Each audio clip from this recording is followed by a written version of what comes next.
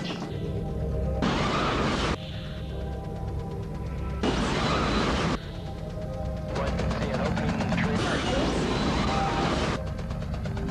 Right at this position, straight ahead. It's coming this way. It's gotta be somewhere.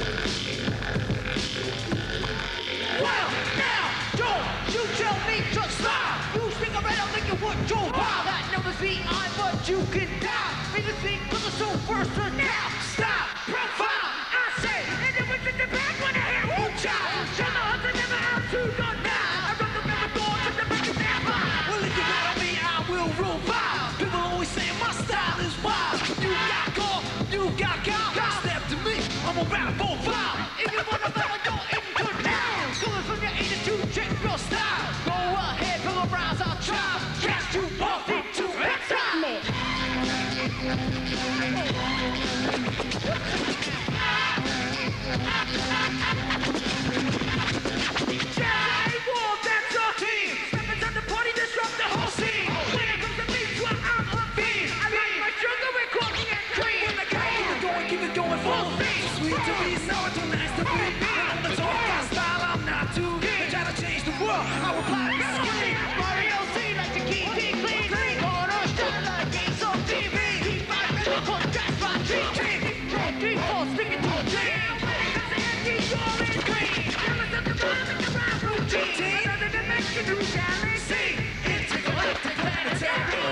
Can you tell us a little bit about how you started working on this record? Okay, it's like a pulling this way, whoa, no, back this way. You see? It's like, yeah, but it can't always stay on track.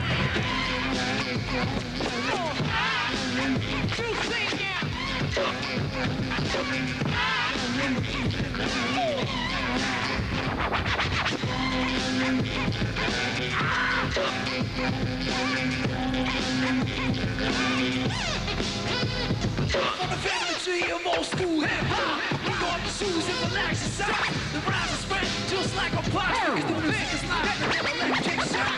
I am known to do the rock, also known for the things don't stop. Jammy, you can't see what the clock. Beastie Boys are known to let the beat.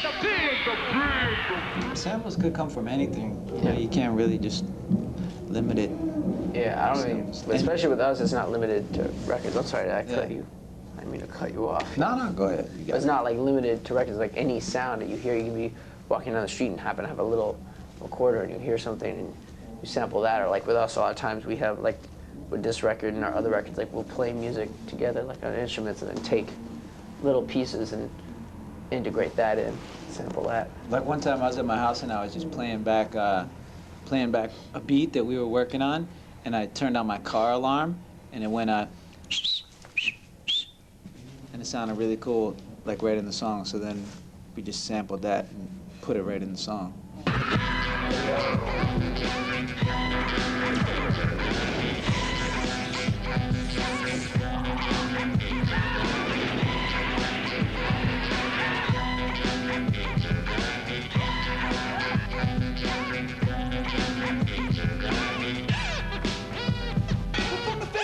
You won't school hip-hop. You go up the shoes and relax your socks. The rhymes are spread just like a box. Cause the music is loud like an electric shock. I am known to do the wop. What's so known for the Flintstone pop? Jammy D get biz on the crop. Beastie Boys known to let the beat. We play our own stuff, we sample our own stuff, we sample other records. You know, it's a mix of whatever. We might start with something that's like a little sample from another record, but then all play different stuff over it and then sample that and then chop that up. Like it works all different ways. It's not like a set thing like, oh, we're just gonna play instruments in this song or sample in this song, especially on this last record.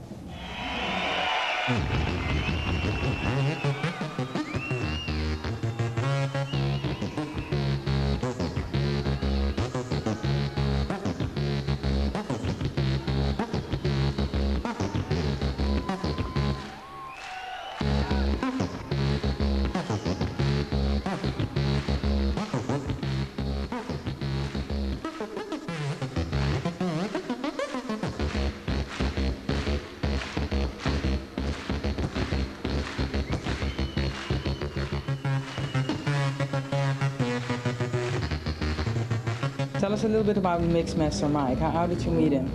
He was leaving messages on my answering machine a lot. He kept scratching on my answering machine. Hey, yo, Adam, what's up? This is Mixmaster Mike. I'm calling from Sacramento. I've been wanting to hook up with you, maybe on some tracks. I got some shit right here. If you could... I got my turntable to a wah-wah pad.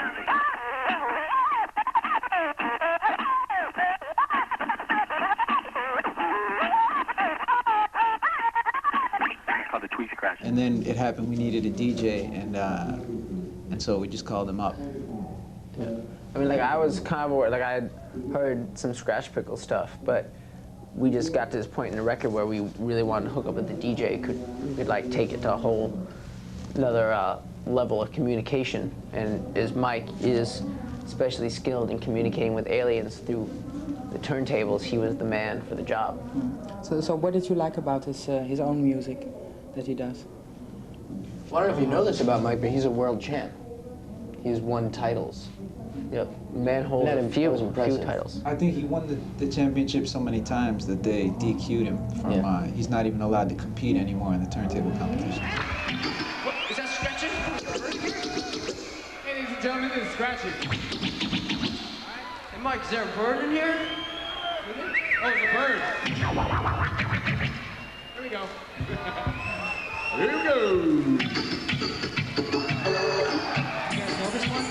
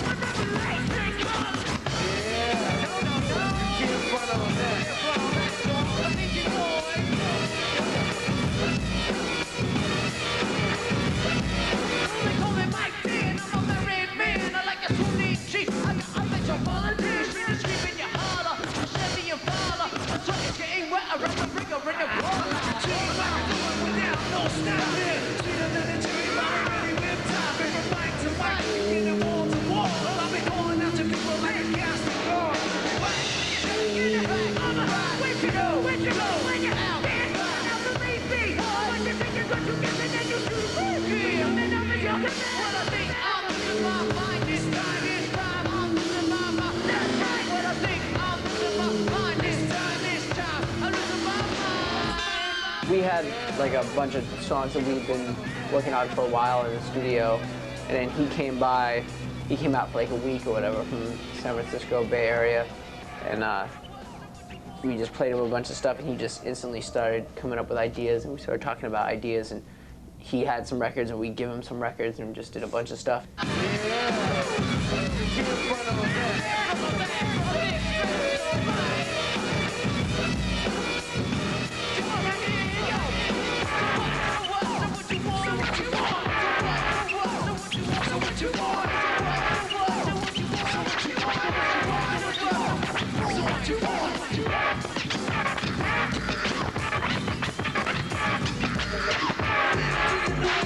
That I talk about, I'm tired of driving this new top that I walk about. In the meantime, I'm wise through the wise. Got eyes in the back of my head, so I realize.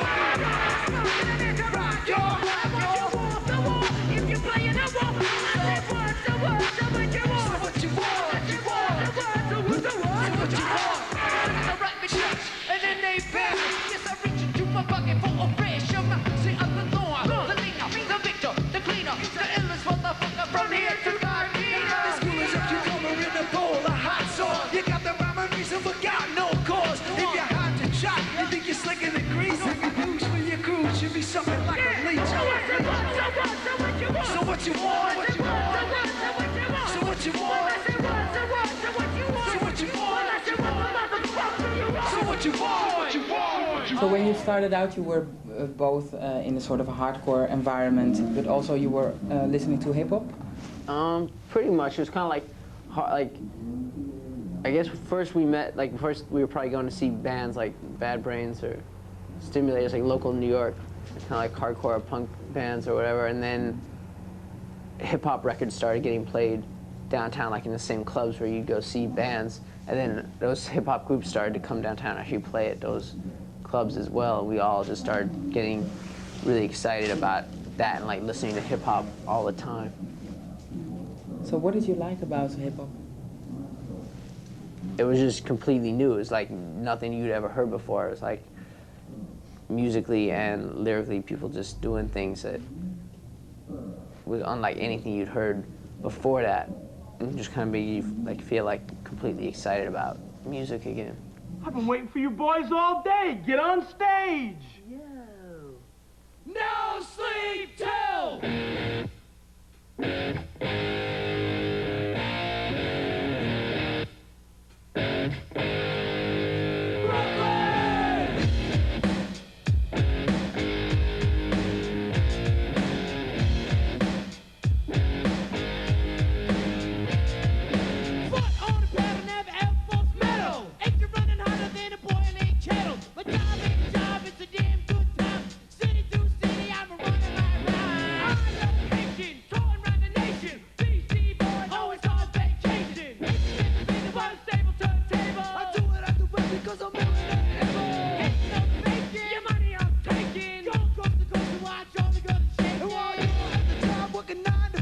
Beastie Boys had the gun cold, kicking it live.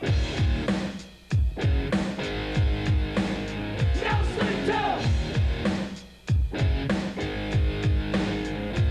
Another plane, another train, another bottle in the brain, another girl, another bug, another job. Oh, manager's crazy. He always he's got his own room at the back of the bus. All around the world. You rock around the clock. Playing a hotel, girls on the job. Shopping hotels like it's going out of style. Getting paid on the way 'cause it worth your while. Fool on the floor, and rocks at the door. SCA's in the back 'cause he's skeezing with a gotta say to the drum with money in his hand. With guys in the front and Brooklyn's in the back. Why that's my rhyme. No sleep till. No sleep till Brooklyn. No sleep till Brooklyn.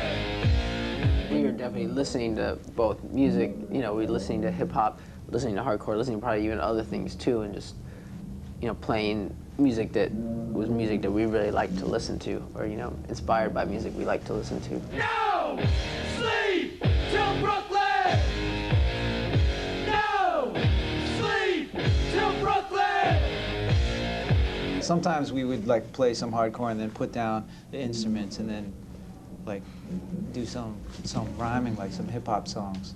But at the time, I don't think we were trying to combine it into one form of music. And it wasn't like we were like, okay, so now we're a rap group and now we're gonna make these records and blow up and do this and blah blah blah. It was just sort of like we were only playing to like a few people anyway, so it wasn't like we made this big huge thing and called the press and we were like, okay, now we're like this. It was just like, you know, we felt like doing it, so it wasn't like a big ordeal at the time. Kick it.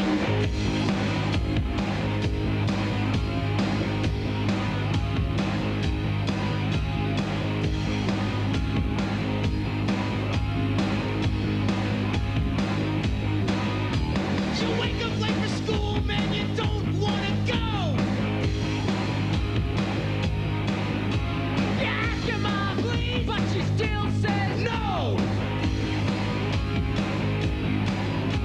You missed 2 classes and no homework. But your teacher preaches class like you're some kind of jerk. You gotta fight for your right to party. What were the first shows like? Because I read somewhere that sometimes you had to perform for a totally black crowd. Well, it's different because there was like it was kind of like evolved over a period of time. Like we went from, like what these guys said earlier, playing in front of like like primarily our friends at clubs downtown, to all of a sudden when we hooked up with Russell Simmons, who managed Run DMC and became our manager, then we started getting shows like playing with like UTFO or Curtis Blow, or out at clubs or concerts that were definitely just a completely hip hop audience that maybe didn't even hear, like hadn't heard us, and we go out on stage in front of them and it'd just be like bugged out because they'd never seen really like a rap group. It's one thing to hear a group whose records you never heard, to pay attention to them, but then all of a sudden when you never seen like a rap group that happened to be white come out on stage, that was kind of like a bug out. But then once we put out like the 12-inch of Hold It Now, that kind of changed a lot of that, because all of a sudden there's 12 inches out there that people were really excited about and listened to and didn't even necessarily know what we looked like or who we were, but we're just excited to hear that record. And then as soon as that record like dropped or played, it made no difference like who we were or where we came from, really. When you started recording on Def Jam, were those people already recording there, like Public Enemy and Run DMC? Were those examples for you or inspirations? Actually, when we had gotten Rick to DJ for us before Def Jam existed, and Rick was working for us as a DJ, and then he was interested in starting his own label, and he put out the Jazzy J, Tila Rock 12-inch, and then actually Adam found, LL Cool J found the demo tape that had been sent to Rick from that first record being out there. And so then Rick was talking more and more about really getting his record label going, and then we agreed to put out some of our stuff on Def Jam. So actually we kind of were like there when Def Jam was just kind of starting to become a label. And right at that same time, we'd all had a tape from Public Enemy before it came out, so we were all into it. And then they put it out on Def Jam. It was kind of like we were all involved with the same thing. But definitely Run DMC, before their record came out before ours. Their first record was really influential. And then, of course, Public Enemy, like, after their records came out and stuff, they're like big.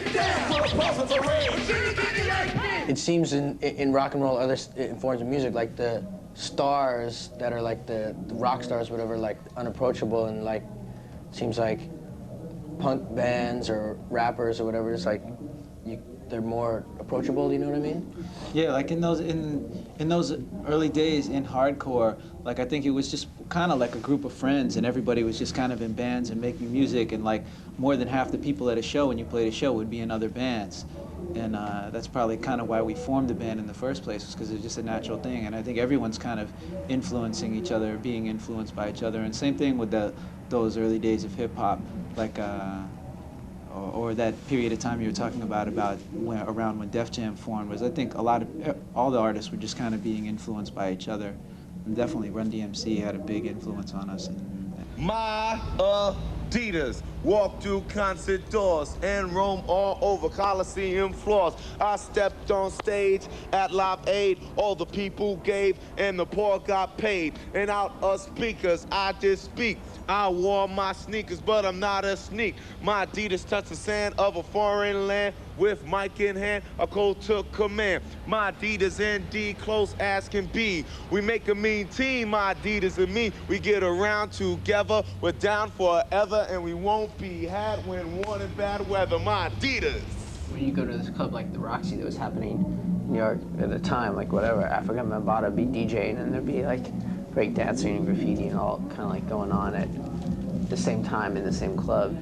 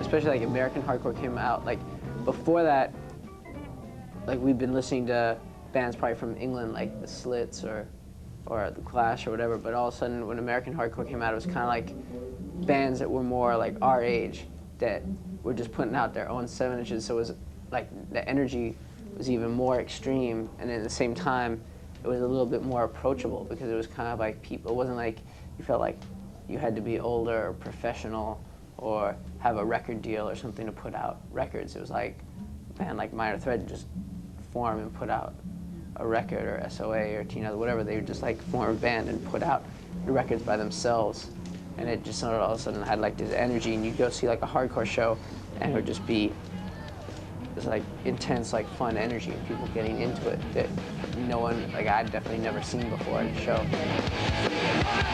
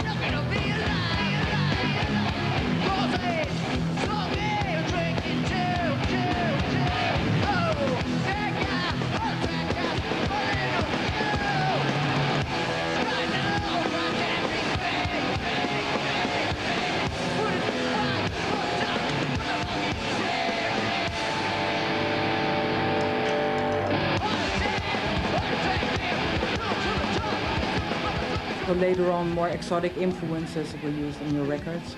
How did you came in contact with those other styles of music? We would listen to all different kinds of records to find things to sample, and then started getting into those other kinds of music too. Yeah, because I was gonna say also that's in a way, a lot of that is hip hop's influence to some extent on us is that like hip hop DJs before there was even sampling would cut up 2 copies of any beat. It didn't matter if that came from like an Aerosmith record or a Cerrone record or like, you know, a Jimmy Castor record, whatever. It didn't have to be like a DJ could only cut up a record from within a certain category of music. It was like, if anything, it was like the opposite. A DJ would have to have like completely wide open ears and be willing to listen to anything just to find like a break that another DJ didn't have, you know. So it was kind of cool. I mean, it like really opened up a lot of stuff. Like musically, it made you really have to listen to all kinds of different musics just to find like the different little funky part. I was a carpenter in Los Angeles, and I met the Beastie Boys. I got a call to fix a gate at a house, and it happened to be the house that the Beastie Boys were renting when they were making Paul's Boutique in 1989 in Los Angeles. So you were there as a carpenter, but you also built them a whole studio, right? Well, that was afterwards. That was the record after Paul's Boutique, Check Your Head. And they had the idea to play instruments again, and they were looking for a keyboard player, and I happened to play keyboards and other instruments as well. But they were playing bass, drums, and guitar, and I told them that I had some old keyboards and I knew how to play them, and I helped them build a studio, and then I joined the band.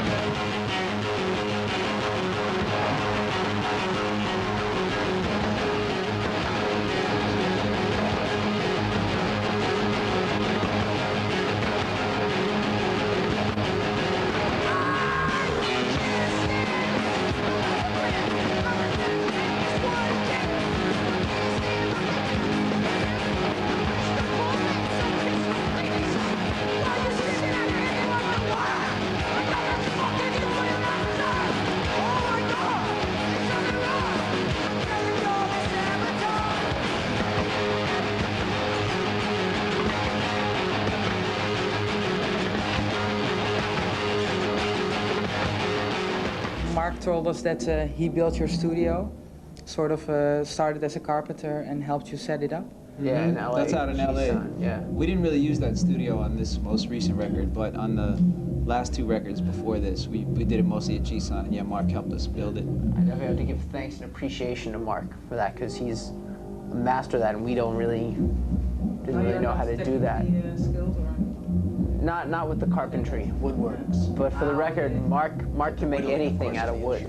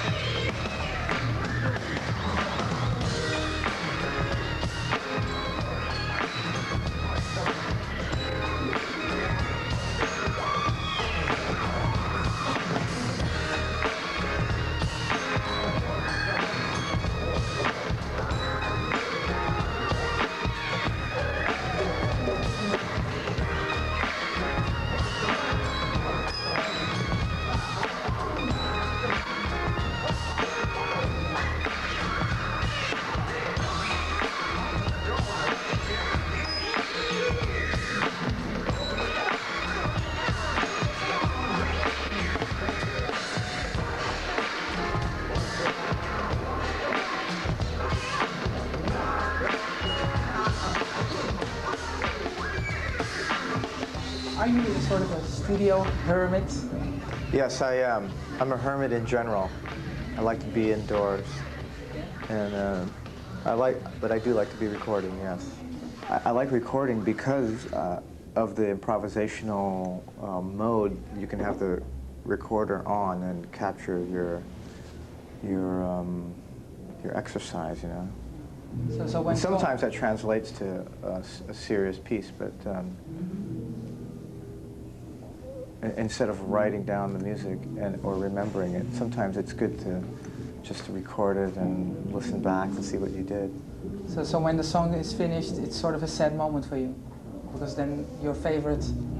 Yeah, I'm kind of losing a friend, or I've had it, you know, like making a child or something, and then it has its own life of its own, and you really have nothing to say about it after, especially after there's mass copies of it. You don't ask everyone to turn it back in and give them a new update on it.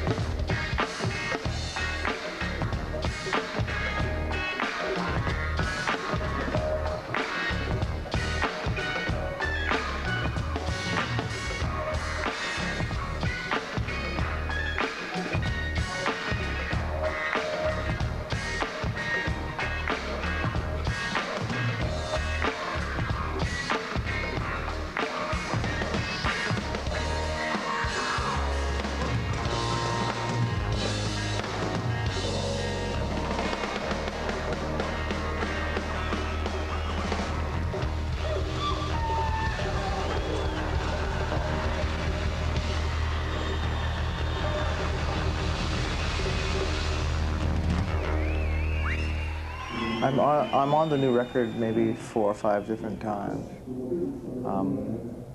but more or less that was an East Coast record, and I really only work on the West Coast of the United States, and so they made Hello Nasty in New York.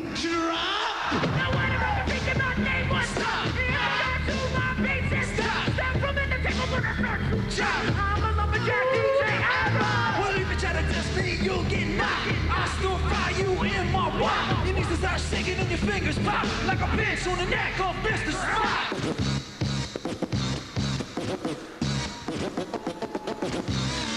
Oh, big master, a red groove, a red groove. Somebody say ho, say ho.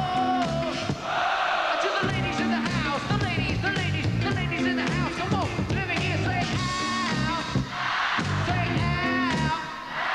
The fellas in the house. Come on, living here, say ho, say ho. Dance somebody, say anybody, say everybody, scream, say scream. Ooh, I do the Humpty Hump on this backyard with the Humpty Hump and it's rolling. You do the Humpty Hump, say the pumpkin, do the Humpty Hump, say the pumpkin. Going on and on, say the pumpkin with the Humpty Hump. Ooh, well, you don't like the Humpty Hump out here? I'll do the Humpty Hump.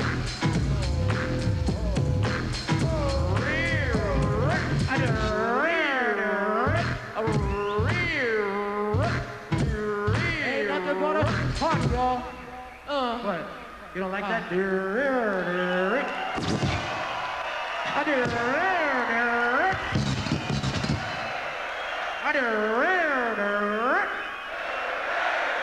See, I knew you liked the Humpty Hump. At this moment, you also have a label, clothing line, the magazine. How did you build the strength to develop this kind of big movement?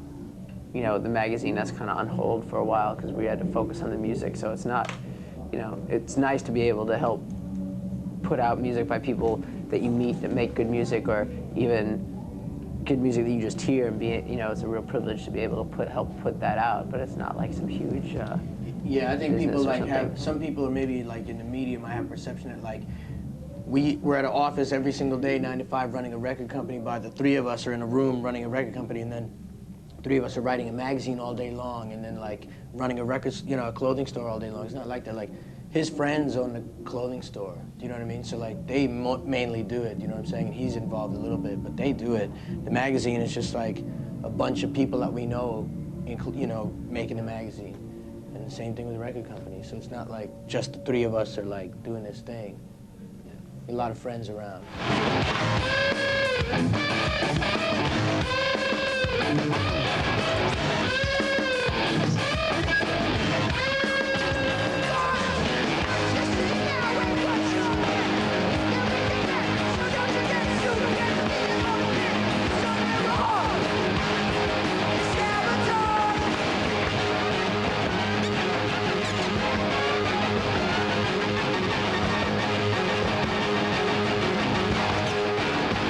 You've been together now for a whole bunch of years. Has anything changed for you in working together, or? Yeah, actually the group's been together since like, kind of like 81, something like that, 80, early 80s, something like that. Mike's hair changed. Mike had. The hair's evolved, Yeah. and also I noticed that just lately on tour, this is a new thing, they don't give us folding chairs anymore. Like, I think they think we're a little older now or something, so like they give us like these padded Rockers. chairs, you know, like couches and stuff, but they don't give us like the hard folding chairs, 'cause I think they think they're too hard for our buttock.